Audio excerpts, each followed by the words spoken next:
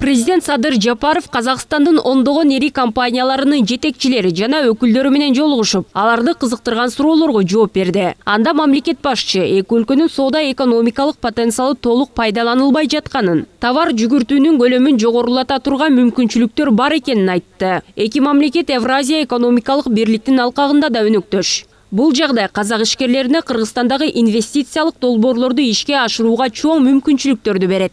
Кыргызстан придает большое значение. Казакстандын президенти Касым-Жомарт Токаев биргелешкен жаңы инфраструктуралык долбоорлорду ишке ашыруу, ЯЭПти байланыштыруу менен бир алкак, бир жол демилгесин, чек ара түйүндөрүн толук кандуу пайдалануу зарылдыгы артыкчылыктуу багыттардын бири экенин белгиледи. Биз муну толугу менен колдойбуз жана чет өлкөлүк өнөктөштөрдүн катышуусунда биргелешкен дөң логистикалык комплекстерди түзүү аркылуу Кыргызстан-Казакстан ортосундагы соода транзиттик мүмкүнчүлүктөрдү пайдаланууга даяр экенибизди билдиребиз.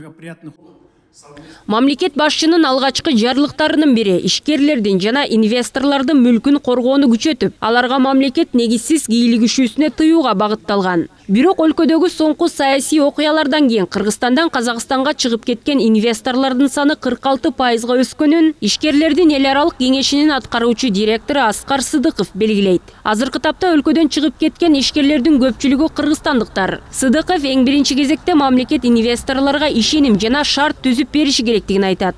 Ишеним качан пайда болот? Баягы мамлекеттик механизмдер, бийлик бутактары ачык айкын жана адилеттүү иштегенде. Азыр болсо көп учурда көрүп атабыз. Мыйзам баарына бирдей эмес, же болбосо кээ бир ишкерлерге көбүрөөк колдонулуп, басым кысымга алуулар жок эмес. Мамлекеттин бирдиктүү саясаты керек. Мынакей азыр көрүп атабыз, өкмөттүн жаңы структурасында экономикага орун жок калды. Экономика министрлигин финансы министрлигине кошуп салышты. Андан кийин жана токен тармагына жооптуу агенттикти дагы кошуп коюшту башка министрликке. Анан ушундан улам көптөгөн чечимдер инвестор, ишкерлерге болгон чечимдер дагы кабыл алынбай, кээ бир учурда ушул долбоорлор токтоп калып атат да. Жапаровдун Казакстанга жасаган мамлекеттик сапарынын алкагында Кыргызстан менен Казакстандын аймак аркылуу товарларды тоскоолдуксуз өткөрүү үчүн чек арада логистикалык борбор түзүлөрү маалым болду. Ошондой эле чек ара кызматташтыгы боюнча регион аралык форум өткөрүү каралууда. Экономисттер бул сүйлөшүүлөр ишке ашса, өлкө экономикасы бир кыйла алдыга жыларын айтат. Эми жанакындай логистиканы түзүп, эгерде ошол бүт эрежелер менен эрежелер иштелип чыгып, анан ошонун мыйзам негизинде ошонун баарын жасасак, мен ойлойм, мындай көп көйгөйлөрдүн баарын чече турган биздин эки тараптуу өнүгүшүнө ушундай бир жакшы бир мүмкүнчүлүк түзүп берип атат. Ошону менен эле колдонушубуз керек, ошону алдыга ала кетишибиз керек да. Жапаровдун мамлекеттик иш сапарынын алкагында кыргыз-казак эки тараптуу кызматташтыгын мындан ары тереңдетүүгө багытталган 7 документке кол коюлду. Бүгүнкү кырдаалда коңшу өлкө менен болгон кызматташтыктын эң маанилүү жана көңүл сыртында калган келишими тууралуу саясат талдоочу Айданбек Акматов буларга токтолду.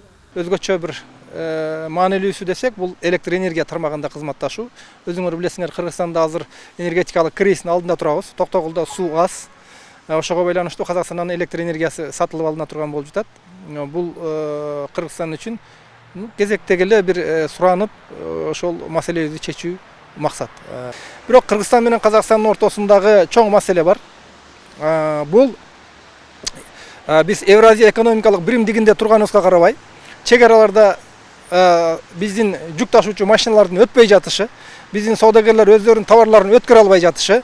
Бул мына кече жакында Казакстандын ишкери миллиардер Маргулан Бейсенбаев айткандай, Кыргызстан менен Казакстандын чек арасы Израиль менен Палестинин чек арасынан катаал жаман абалда деп айтып жатат. Мына ушул практикалык элдин турмушуна, ишкерлердин ишине жол ача турган маселелер чечилсе жакшы болмок. Президент Садыр Жапаровдун өлкө башчы катары алгачкы мамлекеттик сапары 2 күнгө созулду. Сапардын биринчи күнүндө Жапаров коңшу өлкөнүн президенти Касым-Жомарт Токаев, Казакстандын туңгуч президенти Нурсултан Назарбаев, Мажлис төрагасы Нурлан Нигматуллин жана премьер-министр Аскар Мамин менен жолугушту. Ал эми экинчи күнү өлкө башчы Казакстандагы жалгыз манасчы Баянгали Алимжановго достук орденин тапшырды. Мамлекеттик сапар президенттердин Астана эл аралык каржы борборуна баруу менен жыйынтыкталды. Тазагүл Эмилбекова, Улукбек Сулайманов, Нью ТВ. Из Кыргызстана какие компании?